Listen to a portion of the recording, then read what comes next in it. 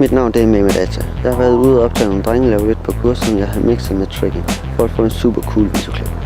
Jeg fortæller meget kort om, hvad det går ud på, mens vi ser den video. Den grundlæggende idé bag parkour er at bevæge sig igennem omgivelserne i et flow, det vil sige at komme fra punkt A til B mest effektivt muligt, udelukkende ved at bruge kroppen. Franskmanden David Bellet betegnes som grundlæggeren af parkour.